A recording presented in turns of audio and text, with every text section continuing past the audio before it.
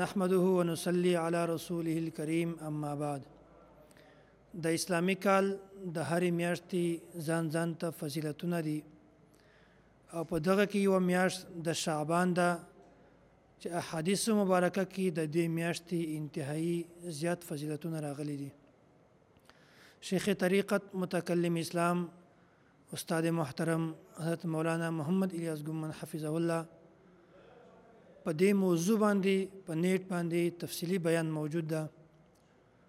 مسند احمد او سنن نسائی کی حضرت اسامہ بن زید رضی الله تعالی عنہ د نبی علیہ الصلوۃ والسلام دا یو ارشاد نقل کړی ده. وای ما د نبی علیہ الصلوۃ والسلام نه دا تاسو کو چې د شعبان په میاشت کې ته دومره زیات نفلی روزې نیسي چې ما په بل میاشت کې دومره زیات په نفلی روزو پورې نه لیدلې. نبی علیہ الصلوۃ والسلام ورته فرمایل وای دا هغه میاشت د رجب او د رمضان مبارک په منځ کې هغه میاشت چې خلک د دې میاشتې د فضیلتونو او د دې میاشتې د برکاتونو په غفلت کې دي او نه خبره دي او په دغه میاشت کې اعمال دی الله جل جلاله په حضور کې پیش کیږي. وای زه غواړم چې کله د ما اعمال دی الله په حضور کې حاضرېږي نو زه د روزې په حالت کې وم. شعبان نه بعد چې کومه میاشت راتلونکې ده رمضان مبارک دا خو اسی هم د فضیلتو او د رحمتو او د برکتو میاشت ده.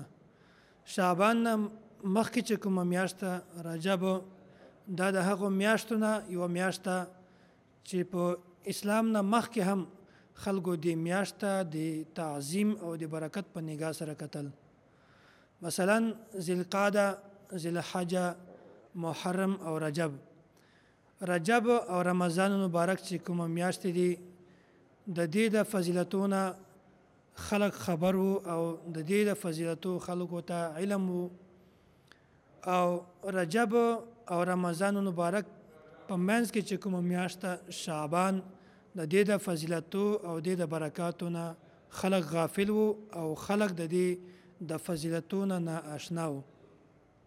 ځکه نبی علیہ الصلوۃ والسلام فرمایل وای شعبان دا د رجب او د رمضان مبارک په منځ کې میاشت په دې میاشت کې اعمال د الله جل جلاله په حضور کې د الله په دربار کې حاضرېږي. حضرت انس رضی الله تعالی عنہ د نبی علیہ الصلوۃ والسلام د ارشاد نقل کوي وای چا د نبی علیہ الصلوۃ والسلام نه تاسو کو ای الصوم افضل بعد رمضان وای رمضان نه بعد ټولو نه بهترین روزه کومه ده؟ نبی علیہ الصلوۃ والسلام ورته فرمایل شعبان لتعظیم رمضان وای د شعبان روزه د رمضان مبارک د تعظیم د وجنه.